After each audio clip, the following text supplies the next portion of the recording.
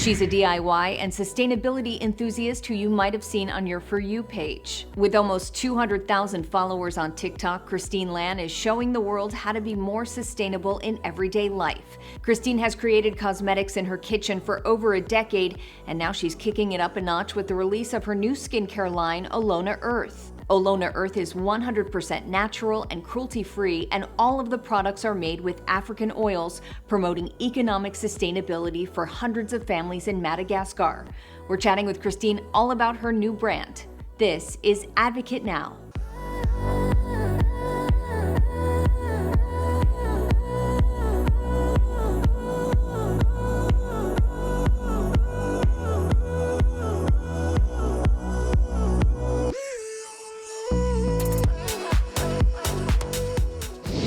You started your journey at a young age. When you were in high school, you were part of the environmental club, and then you eventually started making your own lip balms, skincare, and then makeup in your kitchen at your home. Was it more of your passion for the environment or for DIY that led you down this path, or maybe a little bit of both? I think for me, it was more, my parents didn't have a lot of money, and I wanted to make products for me. Like making something myself was a form of creativity, and having it and making it for myself, I find that it was good for the planet over time. I didn't realize that it was good for the planet until I started making it and seeing that I started to reduce waste. Yeah, it sounds like there was a bigger mission at play that you weren't even aware of. No. But then you started posting videos on TikTok in 2020, which got a lot of attention. And then you decided to make videos full time to help inspire others to reduce waste and to be kinder to the planet. What made you decide to use TikTok in that way? And also, once you started, what was the response like? I actually started my social media journey on Instagram. I was posting some photos, but nothing really too serious. One of the videos I posted on TikTok was actually a story that I posted on Instagram. I just reposted it on TikTok, and it got over 500,000 views, and I had 10,000 followers overnight. And then I realized I have to post content every day because I have people watching me. And I didn't know what was an influencer. I didn't know what really was a content creator. And it just made me feel like I can share my passion. I've been so passionate about taking care of the planet for so long, since I was in high school. So it gave me a mission to be able to do something. And I'm also an actress. So during that time, it was the pandemic and I wasn't really auditioning a lot. So it was great to be able to do something that was actually good for my mind and be able to inspire people at the same time. Absolutely. And then you co-founded Olona Earth Skincare. Yes. The focus with this line is on sustainability, the use of high quality raw ingredients. Mhm. How did all of that come together? It started because I shared DIY videos of making my own makeup, and people were really, really interested. And I had no idea how to start a company. So I started to sell my own products, and it got overwhelming for me to make all the products by hand. My products were available in 6 stores in Canada, and I couldn't be producing like 300 lip balms at a time in my own kitchen. So I started my own skincare brand called Olona Earth, and there's a manufacturer in France that makes my products, and we get them. We treat our workers, we pay them fair wage. All the ingredients are sourced from Madagascar, and they're organic, we're eco-cert, and all those good things. So we really wanted to be focused on not only the planet, our body, but also taking care of people that do And work for us. I want to ask about the connection to Madagascar, because your family is from a small island off the coast Yes. of Madagascar. So was that part of the connection as well, and why you want Yes. to incorporate that? My parents are from Mauritius. It's a small African island in the Indian Ocean. So it takes a lot of influences from Chinese, French, Indian, and African. So it's Madagascar is very close to Mauritius, and the person that manufactures our products is actually a French Mauritian. And I want to ask you a little about the extraction process and how it differs from other lines, because your oils that you use are unrefined, they're unprocessed, there's no need for chemical extraction. No. They don't contain any synthetic fragrances. How would you say that differs from many of the other lines that we see out there on the market?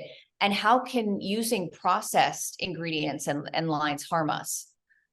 So with the extraction that we do, it's cold press and it's done by hand, not my machine, so that it doesn't have to go through any chemical extraction to be able to retrieve all the goodness of the oils.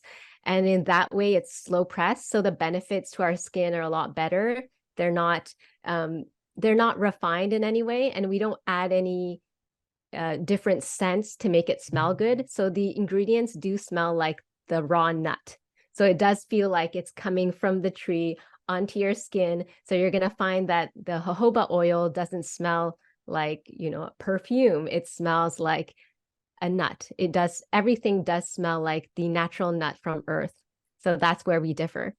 It's so incredible because it's so important to be selective about what we put on our skin. Do you feel like progress is being made in the skincare and beauty industries when it comes to awareness about toxic ingredients and how they can affect us? Yeah, I think that people are speaking out a lot more. We see a lot of creators talking about the negative effects of even like having the products packaged in plastic, or even have ingredients to make like a mascara more water resistant. So there's things that we do know now because people are speaking up, but I think that not enough is being done. So you'll have different brands that will package something in a paper tube, but the ingredients may not be so sustainable in itself. So little baby steps, but I think that there's a lot more work that can be done.